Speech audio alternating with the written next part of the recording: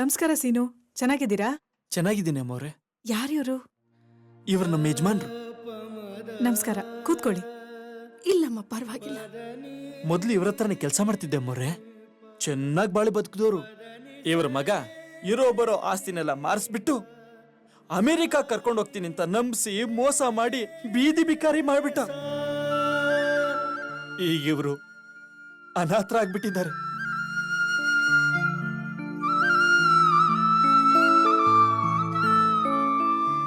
ಇವ್ರಿಗೆ ಯಾರು ದಿಕ್ಕಿಲ್ಲ, ಅದಕ್ಕೆ ಇಲ್ಲಿ ಕರ್ಕೊಂಬಂದಿದ್ದೀನಿ ಅಮ್ಮವ್ರೆ. ಒಳ್ಳೆ ಕೆಲಸ ಮಾಡಿದ್ರಿ. ನೋಡಿ, ನಿಮ್ ಮನೇಲಿ ಹೇಗಿರ್ತಿರೋ ಹಾಗೇ ಇಲ್ಲಿರಿ. ಯಾವುದಕ್ಕೂ ಸಂಕೋಚ ಪಟ್ಕೋಬೇಡಿ. ಉಪಕಾರ ಆಯ್ತಮ್ಮ. ಗಿರೀಶ್, ಮೇಡಮ್. ಗಿರೀಶ್, ಹೇಳಿ ಮೇಡಮ್. ಇವ್ರನ್ನ ಕರ್ಕೊಂಡು ಹೋಗಿ ರೂಮ್ ತೋರಿಸಿ. ಸರಿ ಮೇಡಮ್. ಹೋಗಿ. ಒಳ್ಳೇದಮ್ಮ. ನಮಸ್ಕಾರ. ನಮಸ್ಕಾರ ಅಮ್ಮವ್ರೆ. ಹೋಗ್ ಬನ್ನಿ ಸೀನು. ಬರ್ತೀನಿ. ಬನ್ನಿ ಬನ್ನಿ. ನೋಡಿ, ಈ ಬೆಡ್ ನಿಮ್ದು. ನೀವಿಬ್ರು ಇಲ್ಲಿ ಇರ್ಬೋದು. ನಿಮ್ಗೆ ಏನಾದ್ರೂ ಬೇಕಿದ್ರೆ ನಾನು ಕೇಳಿ, ನಾನು ಏರ್ಪಾಟ್ ಮಾಡ್ತೀನಿ. ಸರಿಯಪ್ಪ. ಆಯ್ತು.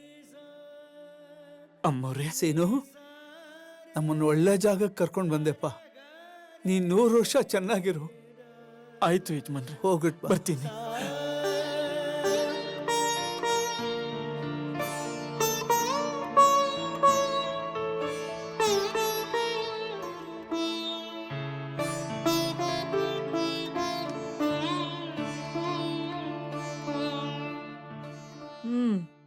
ಹಳದಿ ಕಡಿಮೆ ಆಗಿದೆ, ಅಂದ್ರೆ ಜಾಂಡಿಸ್ ಕಡಿಮೆ ಆಗಿದೆ. ಇವತ್ತು ಮಜ್ಜಿಗೆನೇ ತಿನ್ಬೇಕು, ಇನ್ನೊಂದು ವಾರ ಆಯ್ತಾ? ಸುಮಾ, ಬಿಸಿಲಲ್ಲಿ ನಿಂತಿದ್ರಾ? ಇಲ್ಲ. ನಾ ಏನ್ ಹೇಳಿದೀನಿ? ದಿನಾ ಬೆಳಗ್ಗೆ 1 ಅವರ್ ಬಿಸಿಲಲ್ಲಿ ನಿಂತ್ಕೋಬೇಕು ಅಂತ ಹೇಳಿಲ್ವಾ? ಹೋಗಿ ಹೋಗಿ. ಗುಡ್. ಅಮ್ಮ, ಮಾತ್ರೆ ನಿಮ್ದು. ಕೊಡಮ್ಮ.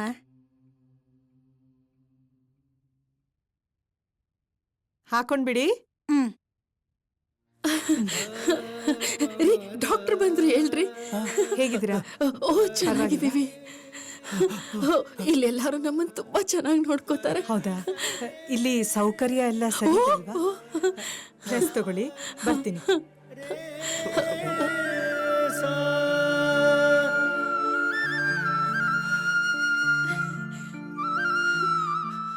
ನಮ್ಮಂಥ ಅನಾಥರನ್ನ ಕಾಪಾಡಕ್ಕಂತಾನೆ ದೇವರಿ ಹೆಣ್ಮಗಳನ್ನ ಸೃಷ್ಟಿ ಮಾಡಿದಾನೆ. ನಾನ್ ನಿನ್ನೆ ಹೇಳಿದ್ದೆಲ್ಲಾರ್ಗು ನೆನ್ಪಿದ್ಯಾ? ಏನ್ ಹೇಳಿದ್ದೆ? ಎಲ್ರೂ ಯಾವಾಗ್ಲೂ ಧೈರ್ಯವಾಗಿರ್ಬೇಕು, ಧೈರ್ಯ ಕಳ್ಕೋಬಾರ್ದು. ಧೈರ್ಯ ಇದ್ರೆ ಏನ್ ಬೇಕಾದ್ರೆ ಎದುರಿಸ್ಬೋದು. ಹಾಗೆ ದೇವ್ರ ಮೇಲೆ ನಂಬಿಕೆ ಇರ್ಬೇಕು ಯಾವಾಗ್ಲೂ. ದೇವ್ರ ನೋಡ್ತಿದಂತಾನೆ ನಾವೇನ್ ಮಾಡ್ತಾ ಇದೀವಿ, ಏನ್ ಆಗ್ತಿದೆ ಅಂತ. ದೇವ್ರ ಮೇಲೆ ನಂಬಿಕೆ ಇದ್ರೆ ಎಲ್ಲ ಒಳ್ಳೇದೇ ಆಗತ್ತೆ, ಖಂಡಿತ. ಅದನ್ ಮರಿಬೇಡಿ ಯಾವತ್ತು. Theresa, hi Revathi. ಏ ರೇವತಿ, ಹೇಗಿದ್ಯಾ? ಎಷ್ಟು ದಿನ ಆಯ್ತು ನಿನ್ ನೋಡಿ. ಏನ್ ಈ ಕಡೆ? ನಾನು ಇನ್ಮೇಲಿಂದ ಇಲ್ಲೇ ಇರ್ಬೇಕು ಅಂತ ಬಂದಿದ್ದೀನಿ.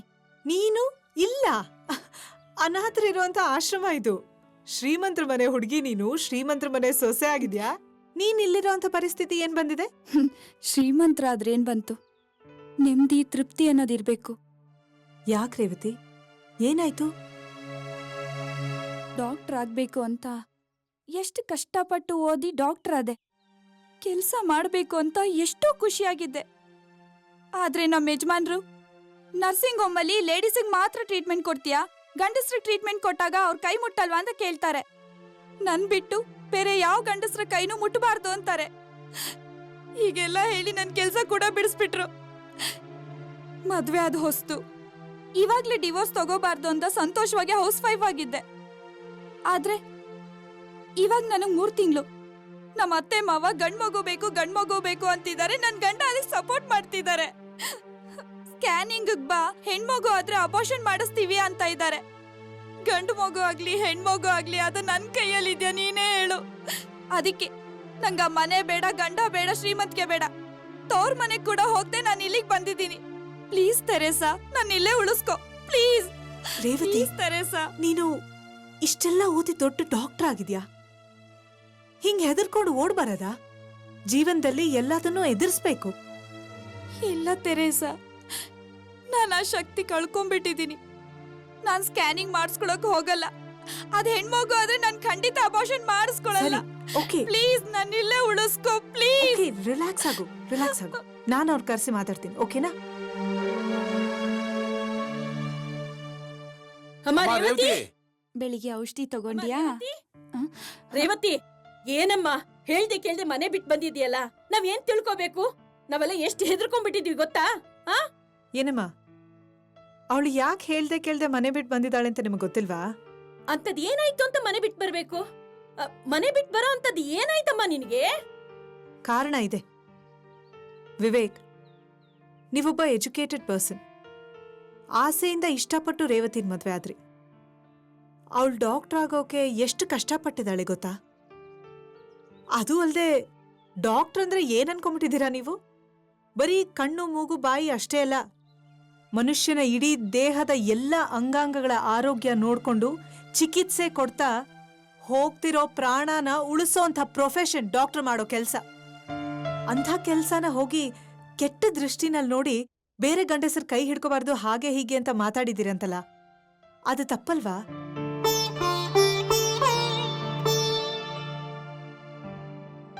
ಏನಮ್ಮ, ನೀವೊಬ್ಬ ಹೆಣ್ಣಾಗಿ ಸೊಸೆಗೆ ಗಂಡು ಮಗುನೇ ಹೆತ್ಕೊಡು, ಗಂಡಾಗ್ಲಿಲ್ಲ ಅಂದ್ರೆ ಅಬೋರ್ಷನ್ ಮಾಡಿಸ್ತೀನಿ ಅಂತ ಹೇಳಿದ್ರಂತಲ್ಲ. ನೀವೊಬ್ಬ ಹೆಣ್ಣು, ನೀವು ಹುಟ್ಟೋಕ್ ಮುಂಚೆ ಹೆಣ್ಮಗು ಬೇಡ ಅಂತ ನಿಮ್ ತಂದೆ ತಾಯಿ ನಿಮ್ಮನ್ನ ಸಾಯಿಸಿದ್ರೆ ಒಂದ್ಸರಿ ಹಾಗೆ ಯೋಚನೆ ಮಾಡ್ಬಾರ್ದ? ನಿಮ್ ಯಜಮಾನ್ರು ನಿಮ್ ಮಗ ವಿರೋಧ ಮಾಡಿದ್ರು ಒಬ್ಬ ಹೆಣ್ಣಾಗಿ ನೀವು ನಿಮ್ಮ ಸೊಸೆಗೆ ಸಪೋರ್ಟ್ ಮಾಡ್ಬೇಕು. ಯಜಮಾನ್ರೆ, ನೀವು ಮನೆಗೆ ಹಿರಿಯರು. ನಿಮ್ ಮನೆಯಲ್ಲಿ ಎಲ್ಲ ಸಂತೋಷವಾಗಿದ್ದಾರಾ, ಏನಾದ್ರು ತೊಂದರೆಗಳಾಗ್ತಿದೆ ಅಂತ ನೋಡ್ಕೊಳ್ಳೋ ಜವಾಬ್ದಾರಿ ನಿಮ್ದು. ಮನೆ ಕರ್ಕೊಂಬಂದಿರೋ ಸೊಸೆ ನಿಮ್ ಮಗಳ ಸಮಾನ ಅಲ್ವಾ? ನಿಮ್ ಮಗಳಿಗೆ ಅವ್ರ ಅತ್ತೆ ಮಾವ ಹಿಂಸೆ ಮಾಡಿ ನೋವು ಕೊಟ್ಟಿದ್ರೆ ನಿಮಗೆ ಎಷ್ಟು ಕಷ್ಟ ಆಗಿರೋದು, ಅದನ್ನ ಒಂದ್ಸರಿ ಯೋಚನೆ ಮಾಡಿದೀರಾ? ನೀವು 3 ಜನ ಹಿಂಸೆ ಮಾಡಿದ್ದಕ್ಕೆ ಅದನ್ನ ತಡ್ಕೊಳಕ್ಕಾಗ್ದೆ ಅವಳು ಓಡ್ ಬಂದು ನನ್ನ ಹತ್ರ ಸಹಾಯ ಕೇಳ್ತಿದ್ದಾಳೆ. ಈಗಿನ ಕಾಲದಲ್ಲಿ ಹೆಣ್ಮಗು ಆದ್ರೇನು ಗಂಡ್ಮಗು ಆದ್ರೇನು ಎಲ್ಲ ಒಂದೇ. ಪ್ರೀತಿಯಿಂದ ನಾವು ನೋಡ್ಕೋಬೇಕು ಅಷ್ಟೆ. ನೀವು 3 ಜನ ಹೆಣ್ಣು ಭ್ರೂಣ ಆಗಿದ್ರೆ ಅದನ್ನ ಅಬಾರ್ಷನ್ ಮಾಡಿಸ್ಕೋ ಅಂತ ಅವಳಿಗೆ ಒತ್ತಾಯ ಮಾಡಿದ ವಿಷಯ ಅವಳೇನಾದ್ರೂ ಪೊಲೀಸಿಗೆ ಹೇಳಿದ್ರೆ ಎಲ್ರೂ ಜೈಲಲ್ಲಿರ್ತೀರ. ಆದ್ರೆ ಅವಳು ಹಾಗೆ ಮಾಡ್ಲಿಲ್ಲ. ಯಾಕೆ ಅಂತ ಗೊತ್ತಾ? ನಿಮ್ಮೇಲಿರೋ ಪ್ರೀತಿಗೋಸ್ಕರ, ನಿಮ್ಮೇಲಿರೋ ಗೌರವಕ್ಕೋಸ್ಕರ. ಆ ಪ್ರೀತಿ ಗೌರವನಾದ್ರೂ ಅರ್ಥ ಮಾಡ್ಕೊಳ್ಳಿ. ಬೇಡ ತೆರೇಸಾ, ಮನುಷ್ಯತ್ವ ಇರೋರ್ಗಾದ್ರೆ ಹೇಳ್ಬೋದು, ಆದ್ರೆ ಇವ್ರಿಗೆ ಮನುಷ್ಯತ್ವನೇ ಇಲ್ಲ. ಪ್ಲೀಸ್ ನನ್ನ ಇಲ್ಲೇ ಇರಿಸ್ಕೋ please Teresa. I am really sorry Revathi. ನಾನೊಂಥರ ಹುಚ್ಚ.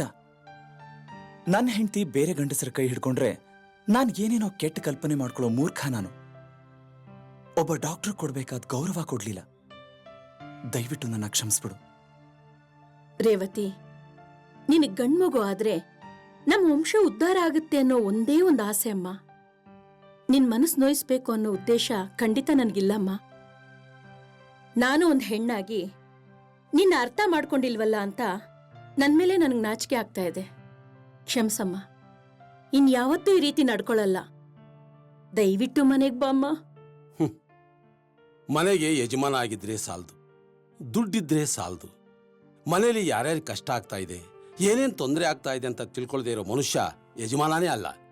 ಇನ್ಮೇಲೆ ನನ್ನ ಹೆಂಡತಿ ಬಗ್ಗೆ, ನನ್ನ ಮಗನ ಬಗ್ಗೆ, ನನ್ನ ಸೊಸೆ ಬಗ್ಗೆ ನಾನು ಗಮನಿಸ್ತೀನಿ. ನಮ್ಮ ಸಂಸಾರ ಚೆನ್ನಾಗಿರೋ ಹಾಗೆ ನಾನು ನೋಡ್ಕೋತೀನಿ. ಅಮ್ಮ ರೇವತಿ, ದಯವಿಟ್ಟು ಮನೆಗೆ ಬಂದ್ಬಿಡಮ್ಮ. ಇನ್ಮೇಲೆ ನಿನಗೆ ಯಾವ ತೊಂದರೆ ಬರದೇ ಇರೋ ಹಾಗೆ ನಾನು ನೋಡ್ಕೋತೀನಿ. ನನ್ನ ಮಗಳ ಥರ ನೀನು ನೋಡ್ಕೋತೀನಮ್ಮ. ಅಮ್ಮ ತೆರೇಸಾ, ಬುದ್ಧಿ ಇಲ್ದೇದವರಿಗೆ ಬುದ್ಧಿ ಹೇಳಿದೆ. ಇಷ್ಟು ವಯಸ್ಸಾದರೂ ನನಗೆ ಜ್ಞಾನ ಇರಲಿಲ್ಲ. ನಿನ್ನ ಮಾತಿನಿಂದ ನನಗೆ ಜ್ಞಾನೋದಯವಾಯಿತು. ದಯವಿಟ್ಟು ರೇವತಿನ ನಮ್ಮ ಜೊತೆ ಕಳಿಸ್ಕೊಡಮ್ಮ. ಅವಳು ಸಂತೋಷವಾಗಿ ನೆಮ್ಮದಿಯಾಗಿರೋ ಥರ ನೋಡ್ಕೋತೀವಿ. ರೇವತಿ, ಅವ್ರ ಮಾತು ಕೇಳ್ದೆ ಅಲ್ವಾ? ಹೋಗಿ ಸಂತೋಷವಾಗಿ ನಿಮ್ಮವ್ರ ಜೊತೆ ಇರು. ವಿವೇಕ್, ಬನ್ನಿ. ಬಾ.